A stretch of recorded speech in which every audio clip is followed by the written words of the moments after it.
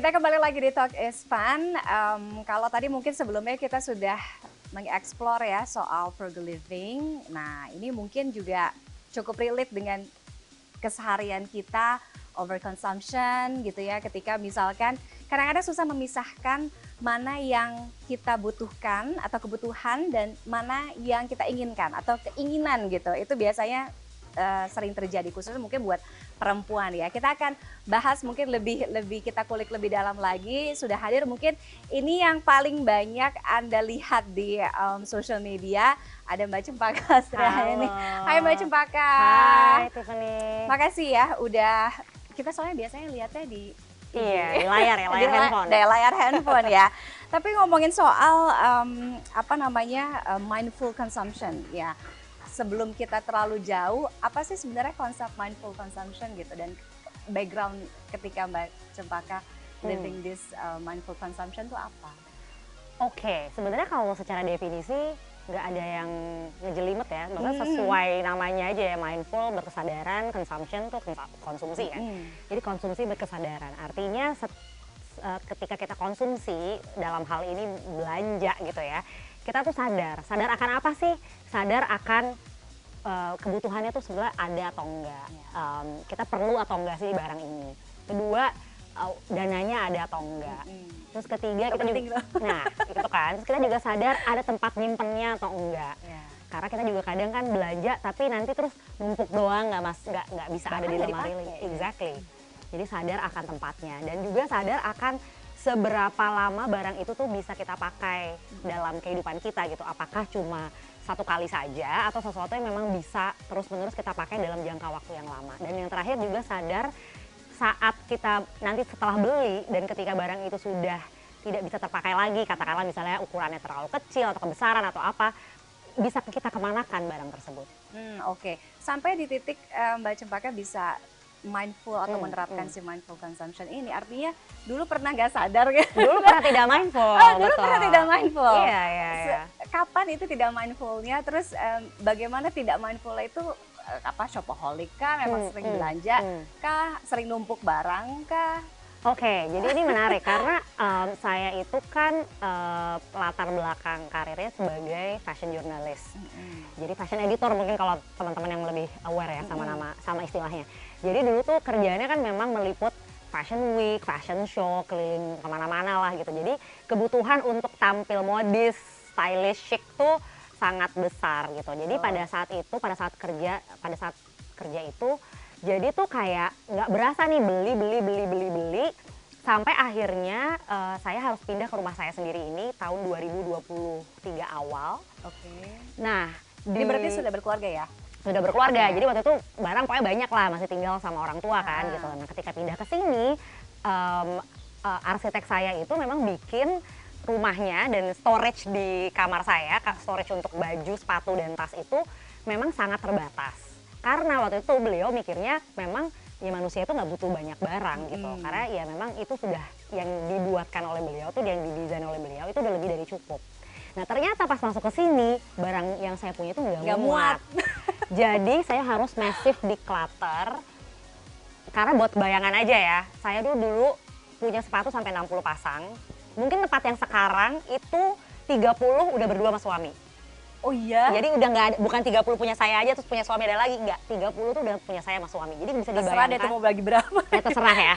Itu another discussion ya. Tapi jadinya tuh saya harus declutter lumayan banyak. Dan di situ saya menyadari bahwa kayak ngapain ya punya barang segini banyak gitu loh. Kayak tapi itu dipakai 60. Ya dipakai tapi jadinya memang yang akhirnya bener-bener terpakai ya memang mungkin hanya nggak nyampe setengahnya kali. Sisanya ya memang one off sekali-sekali aja gitu. Ya udah di situ jadi banyak sempat marah kan gitu ya, sempat protes lah gitu kayak ke arsiteknya, kok kenapa cuma segini gitu.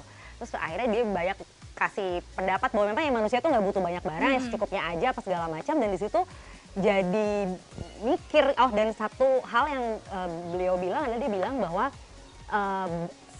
sebenarnya atau sebaiknya itu tuh memang bukan bikin storage yang sesuai dengan barangnya, tapi justru jumlah barangnya yang mengikuti storage yang ada gitu. Oh, jumlah barangnya ngikutin. Iya, dan memang sebenarnya storage-nya tuh juga nggak sedikit, Tiff. Maksudnya sebenarnya storage-ku tuh juga ya banyak kan, 30 sepatu tuh kan sebenarnya total banyak kan, maksudnya nggak banyak. sedikit lah.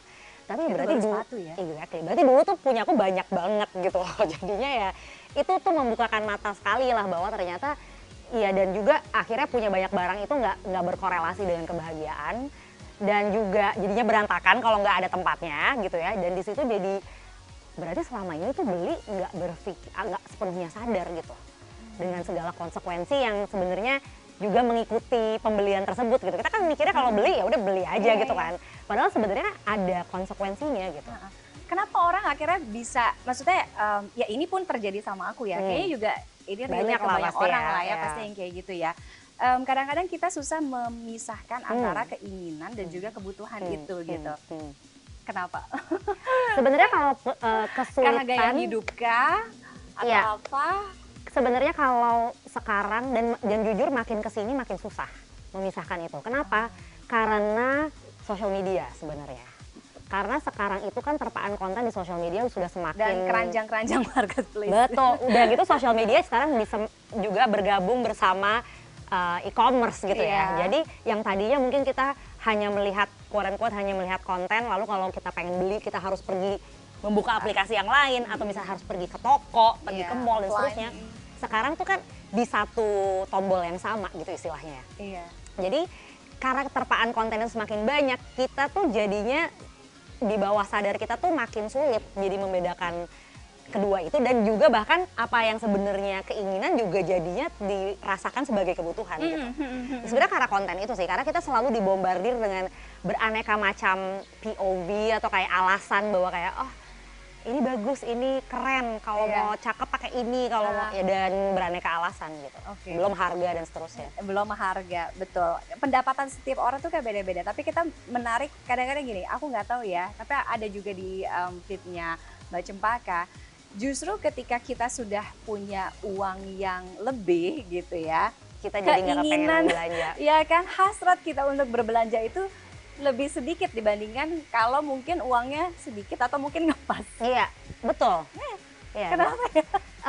Karena memang kita jadi sudah di level, kita sudah sepenuhnya sadar bahwa pertama mencari uang itu tidak mudah.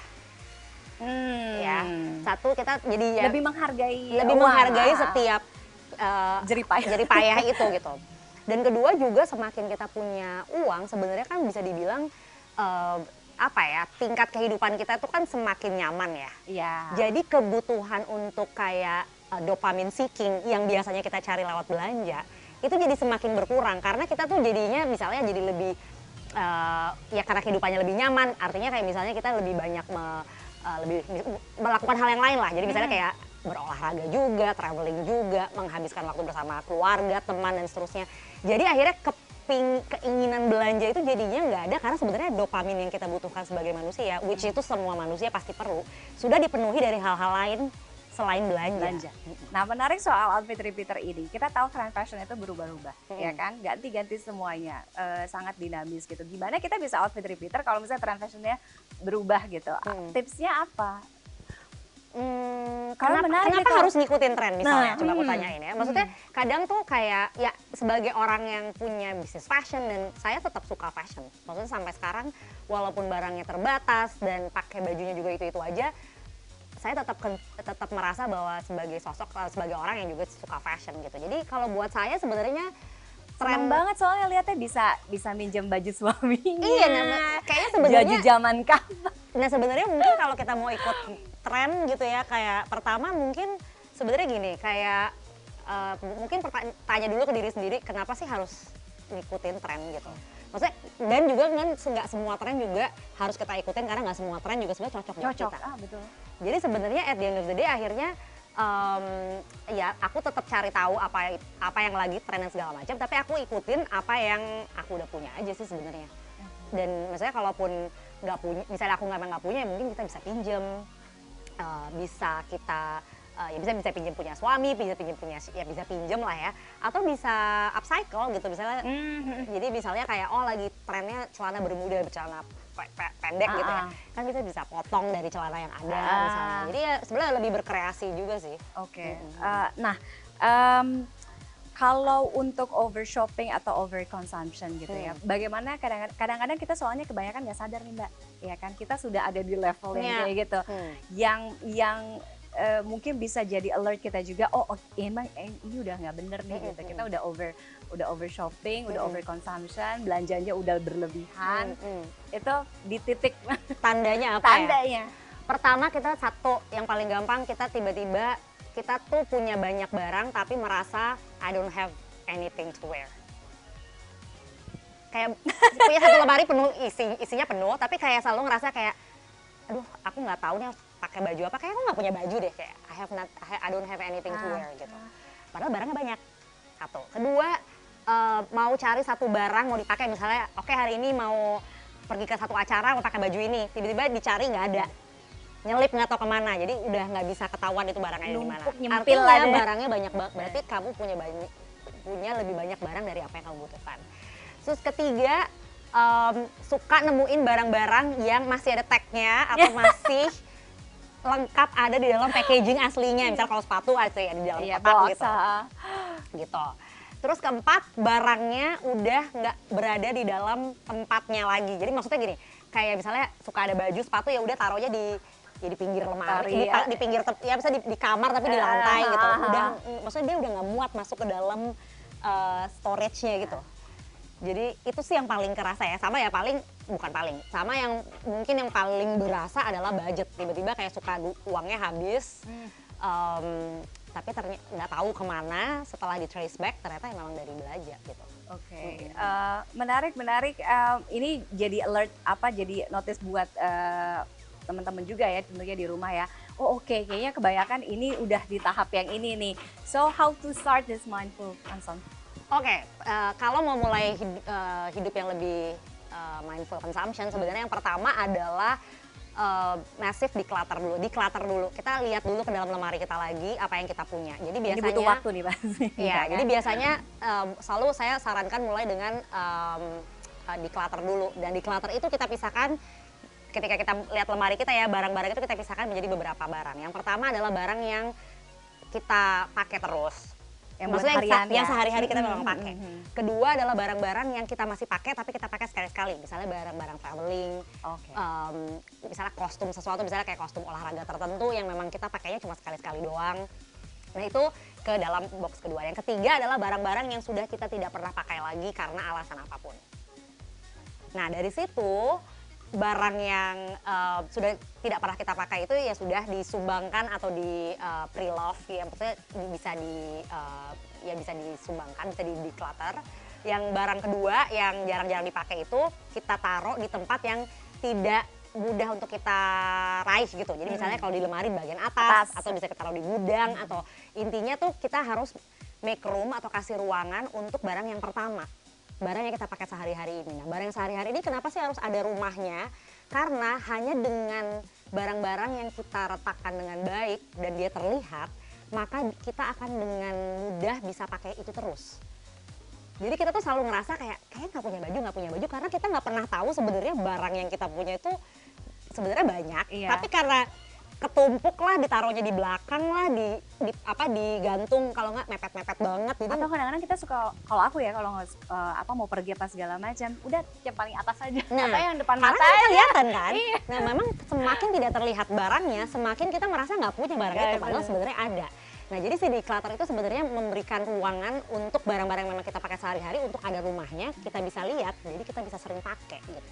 Start dari situ dulu deh gitu. Dan ya nanti setiap kali kita, kalau yang kedua nih yang aku selalu pakai adalah trik yang masih sampai sekarang aku pakai banget adalah setiap kali aku pengen beli sesuatu, misalnya aku lihat konten lah di sosial media, aku jalan-jalan ke mall pengen lihat sesuatu, jadi pengen beli sesuatu, sebelum aku beli aku selalu lihat dulu ke dalam lemari. Jadi kayak shop from your own wardrobe.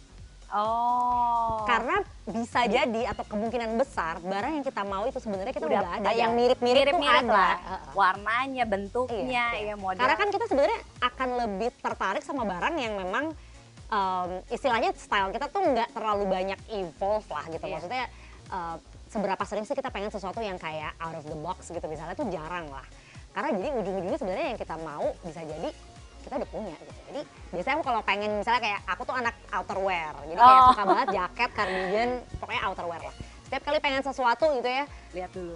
Udah dari misalnya pengen lihat, dicoba apa segala macam, aku nggak akan beli dulu, aku lihat dulu di lemari.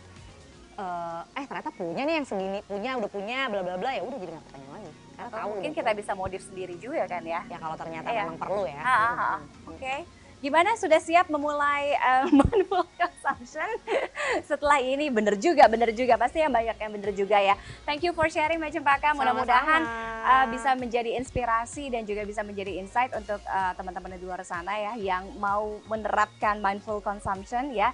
Belanja lebih sadar, belanja lebih sadar belanja lagi, secukupnya sesuai dengan kebutuhan bukan dengan keinginan. Betul. Ya.